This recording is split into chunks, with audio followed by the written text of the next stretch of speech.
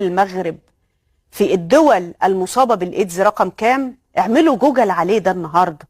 انتوا عارفين ان واحدة من اهم اقتصاديات المغرب، انا اسفة في هذا الشهر الكريم، هي اقتصاديات الدعارة، بس هناك الحكومة اسلامية. راجعوا. اكو ناس تقول المغرب بلد فقير. يا اخي يا فقير، انت اللي فقير. ما شاء الله، شوف العمران، شوف البناء، تطور من سنة لسنة. اخي حتى السيارات احدث السيارات هيات، ما شاء الله. والمثل من يقول اذا كنت في المغرب فلا تستغرب. شفتوا؟ وبعد عاش المغرب وعاش المغرب فول اوبشن.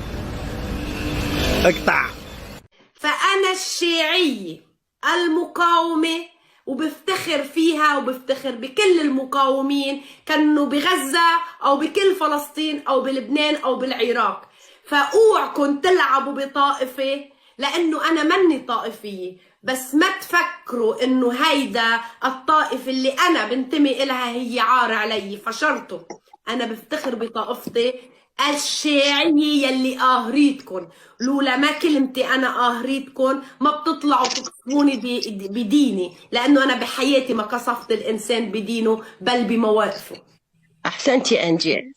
Aussi, c'est une étendue totalement idéologique. C'est une construction abstraite de nouveau, qui ne correspond absolument à rien et qui va nier les réalités culturelles, va nier les mémoires collectives et les mémoires historiques. Car l'histoire, le parcours historique du Maroc, par exemple, qui a un État qui subsiste dans sa continuité depuis 789, l'arrivée des Idrissides au pouvoir au Maroc, jusqu'à maintenant, la monarchie marocaine est le plus vieil État du monde. Alors qu'à côté, l'Algérie n'a pas une telle continuité de l'État. Il y a eu des États éphémères sur le territoire algérien qui ont duré peu de temps, et puis il y a des dynasties qui succèdent, etc. On ne peut pas désigner un État avec la continuité que nous avons au Maroc. En Tunisie, il y a eu une continuité un peu plus forte, mais pas non plus au niveau de... etc. Je peux continuer ainsi. La Libye, l'Égypte, l'Irak, etc.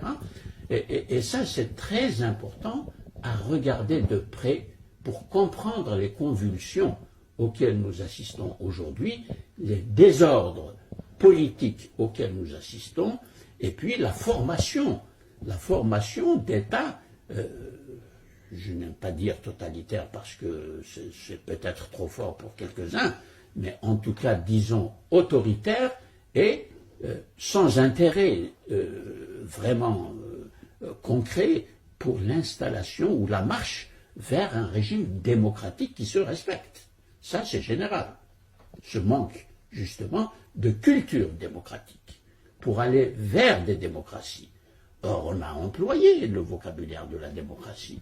On a introduit des institutions formelles, comme le Parlement, comme la Constitution, comme les votes, qui est l'arsenal habituel du régime. Je l'appelle arsenal parce que, exactement, c'est un mot qui dit ce qu'il doit dire ici, dans cette situation. Alors, il y a tout un arsenal, on a le vocabulaire, mais le contenu n'y est absolument pas.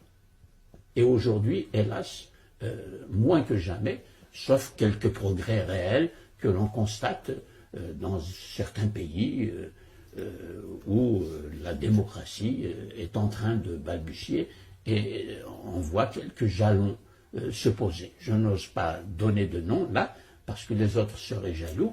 Je ne suis pas là pour distribuer des bons points et des mauvais points. Vous parliez aussi de mémoire collective, d'imaginaire. Alors, quand je parle de mémoire collective, je donne un exemple, ou des exemples. Les Kurdes.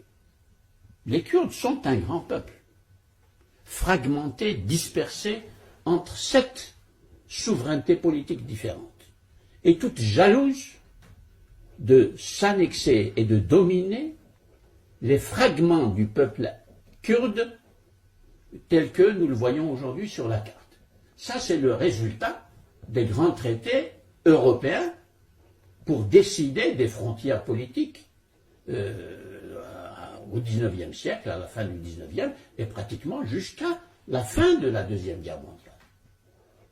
Et il y a là donc une genèse politique et juridique de situations qui aujourd'hui sont des situations absolument tragiques. C'est ce que j'appelle des tragédies humaines politiquement programmées. Voilà l'exemple concret. Si nous regardons au Maghreb, nous avons une situation qui n'est pas aussi tragique que celle des Kurdes, parce que le peuple maghrébin, le vaste peuple maghrébin, de Benghazi, la frontière égypto-libyenne, jusqu'au Maroc, et de la Méditerranée jusqu'au Niger, c'est un immense espace. Cet espace est anthropologiquement nommé berbère. Le mot ne convient plus aujourd'hui parce que les intéressés le rejettent. C'est un mot qui a été donné à ce peuple au temps des Romains. Parce que barbaroi, ça veut dire des gens qui baragouinent une langue que les Romains, évidemment, ne comprenaient pas. Les Arabes ont repris le mot et l'ont gardé. Ibn Khaldoun, dans sa grande histoire, il l'a intitulé Tarikh al-Barbar en arabe. Histoire des Berbères. Ibn Khaldoun. 14e siècle. Il est mort en 1406. Donc il y a là quand même une réalité anthropologique, culturelle, historique, extrêmement importante. Et non, nous allons l'effacer. On n'en parle pas du tout. À l'école, par exemple, on n'en parlera pas. Silence absolu. Alors qu'il y a des millions de citoyens algériens et marocains, moins en Tunisie, pour des raisons historiques, quelques-uns en Libye encore aujourd'hui, dans le Jebel Nafoussa. Eh bien, tout ça, on va l'effacer. Et on va l'effacer dans cette période de libération, après les libérations.